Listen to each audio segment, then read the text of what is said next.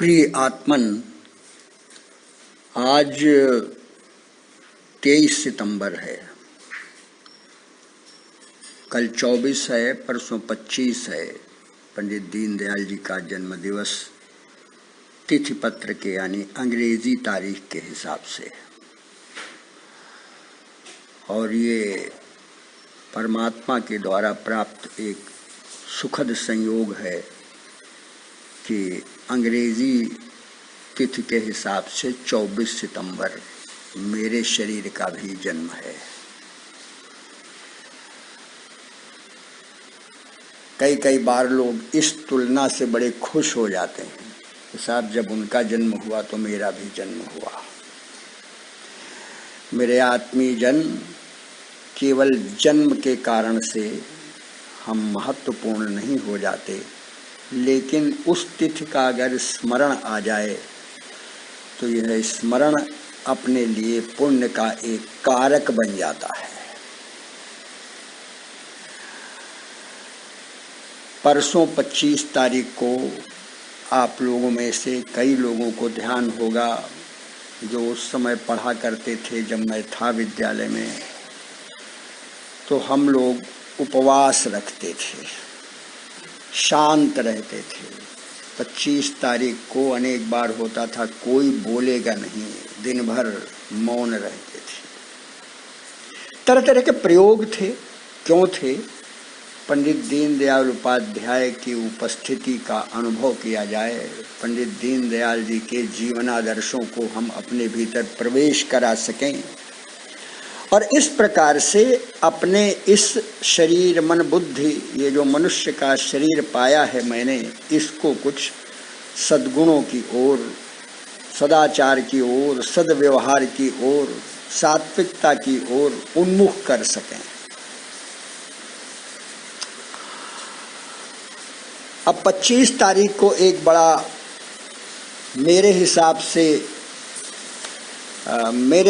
से एक भारी कार्यक्रम मेरे लिए आयोजित कर दिया गया। विश्वविद्यालय में है तो बड़े लोग आएंगे सुनने, पढ़े लिखे लोग आएंगे, आधुनिक पढ़े लिखे लोग आएंगे, कुछ ऐसे ज्ञानी महात्मा भी हो सकते हैं और उसमें मेरा भाषण कराना है।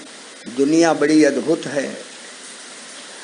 अगर वो लिख देते कि दीनदयाल विद्यालय का ये पुराना पढ़ाने वाला अध्यापक है, अब रिटायर हो गया है, तो लोग कहते रहे इसको इंटर कॉलेज के पढ़ाने वाले मास्टर को यहाँ बुला रहे हैं विश्वविद्यालय में।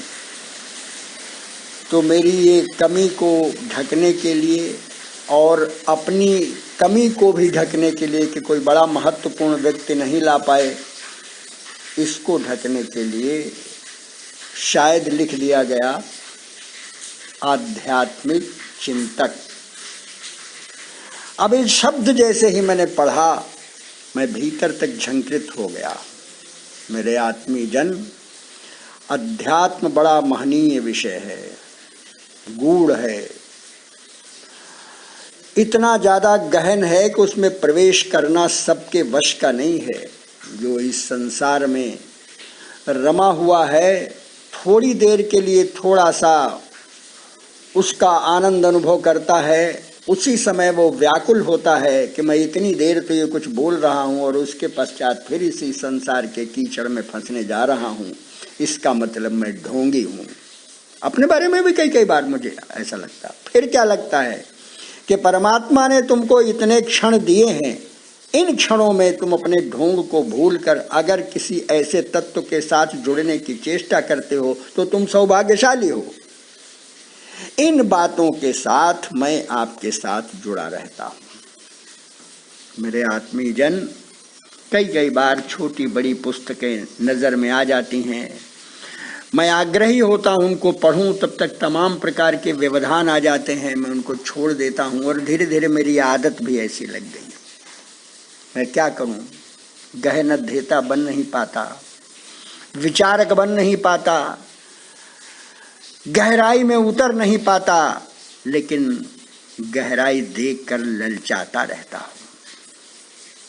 मैं देखता तो कैसा होता है, लेकिन ऐसे इस व्यक्ति को, ऐसे व्यक्तित्व को, ऐसे इस शरीर को आपने स्वीकार किया, ये परमात्मा की बहुत बड़ी कृपा है।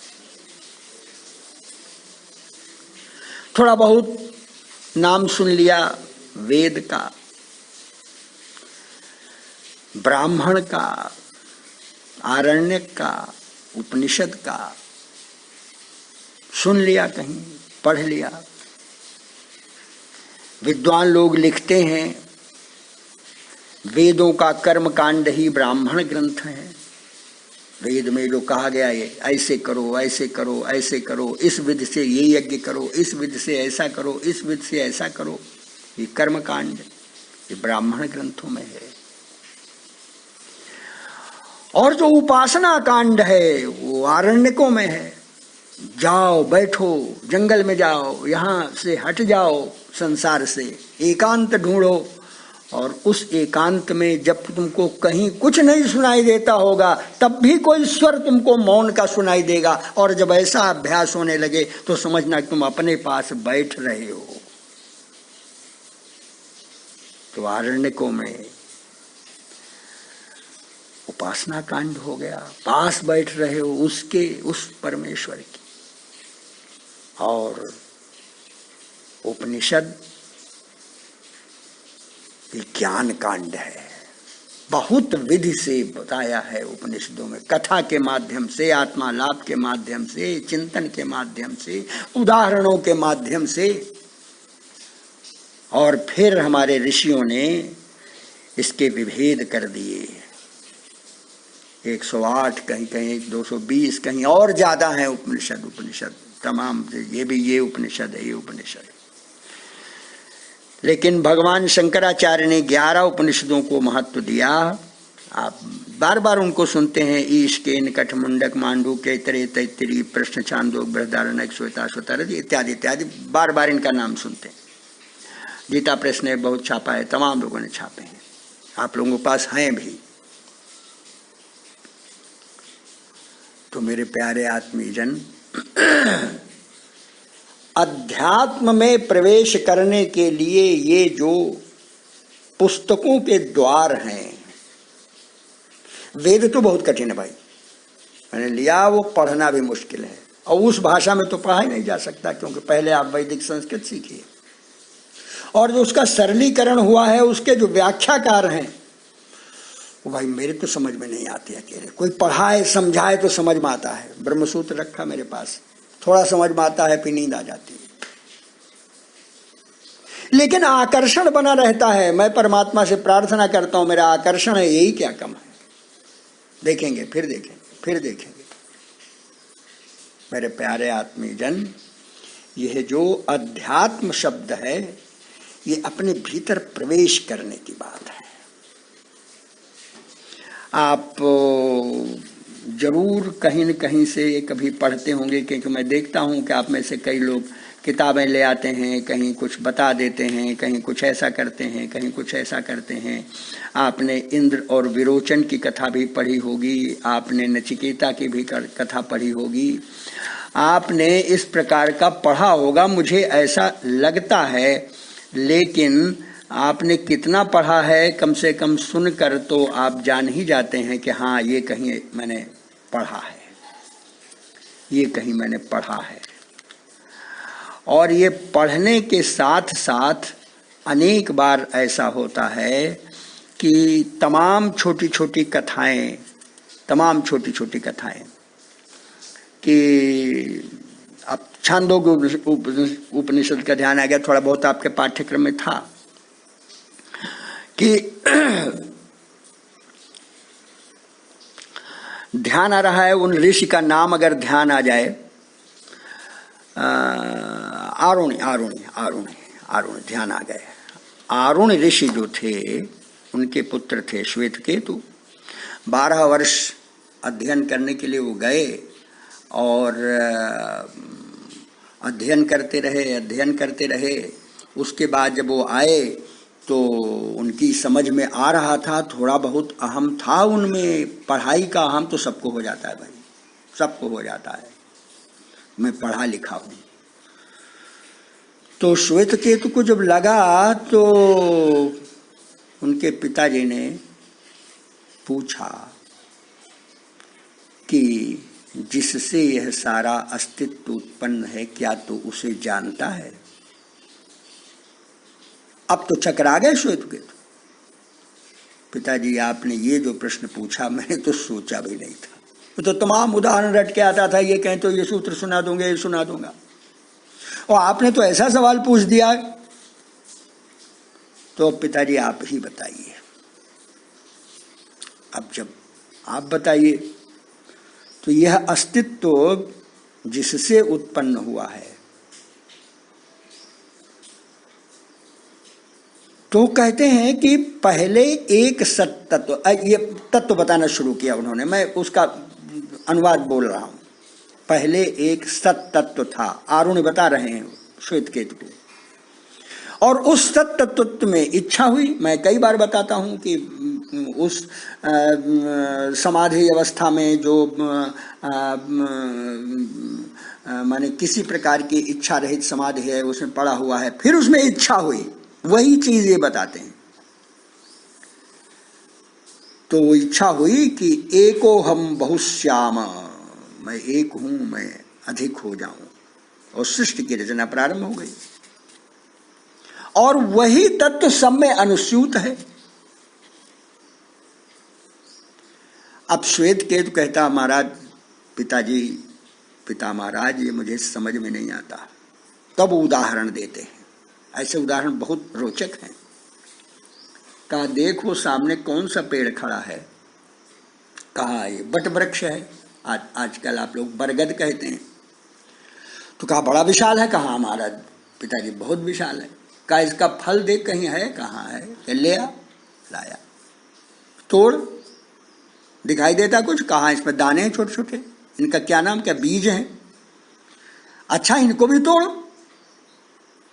तो उनको तोड़ा, का इसके भीतर को दिखाई देता, और तोड़ते कैसे, अब तो कुछ नहीं दिखाई देता।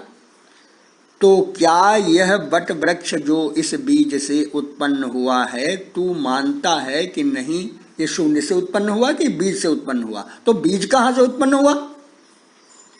अब वो चकरा जाता है, हाँ महाराज कुछ समझ में आता, कहां से हुआ, कहां से हुआ।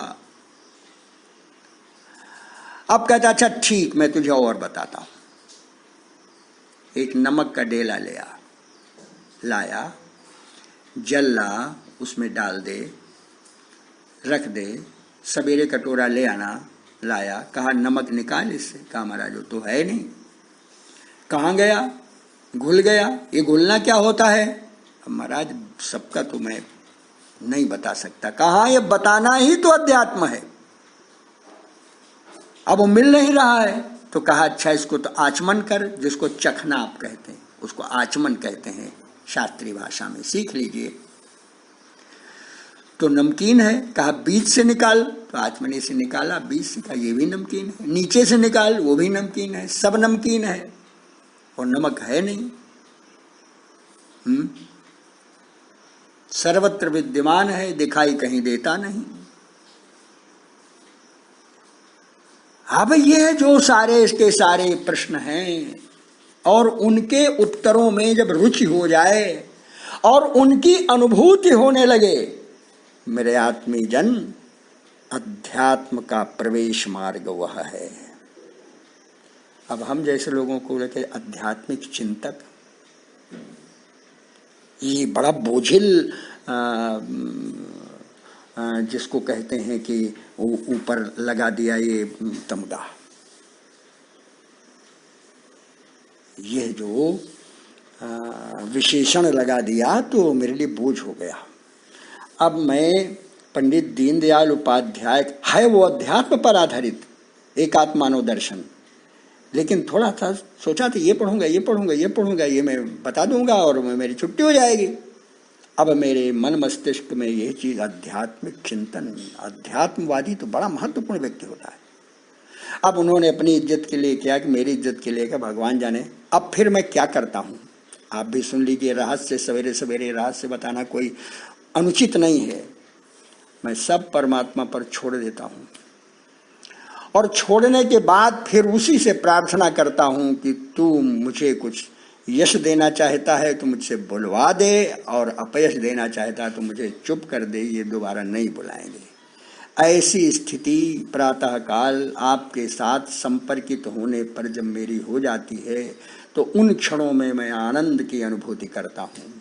यद्यपि जब प्रारंभ करता हूँ तो मुझे लगता है कि अरे पता नहीं आज कुछ मतलब की चीज होगी कि नहीं होगी। और इसलिए मेरे प्यारे आत्मीय जन, आप लोग भी इसकी अनुभूति करने का प्रयास करिए। थोड़ी देर।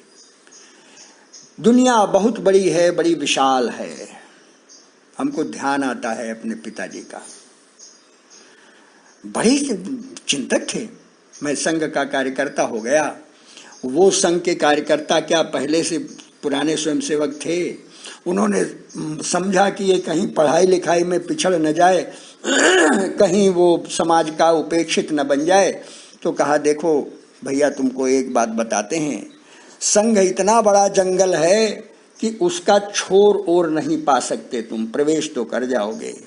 इसलिए उस जंगल में प्रवेश करके जितना तुमको आनंद की अनुभूति हो उसको लो, लेकिन अपने को कहीं उसमें भटका न देना कि वापस रास्ते पर ना पाओ। और वो ऐसे सूत्र बताते थे, कई बार उसको व्याख्यायित भी करते थे। अब मैं समझता हूं कि चौथी कक्षा पास होने के बाद भी जिनको इस प्रकार का आत्मानुभव हो गया, क्या अध्यात्म का प्रवेश यही नहीं है? कहते हैं कि कबीर पढ़े लिखे नहीं थे, कहते सूर अंधे थे, उनको कैसे इस प्रकार की आत्मज्योति मिली? रसखान बहुत ये जो बहुत पढ़े लिखे नहीं थे। हमारे ये क्या नाम है, रत्नाकर बहुत पढ़े लिखे नहीं थे, तो नौकरी चाकरी करने वाले आदमी थे राज परिवार में। एते बड़े विश्व माहे हेरे हुन पइये जाहि ताहि त्रिकुटी में नैन मूदी लिखबो कहो। क्या है रत्नाकर?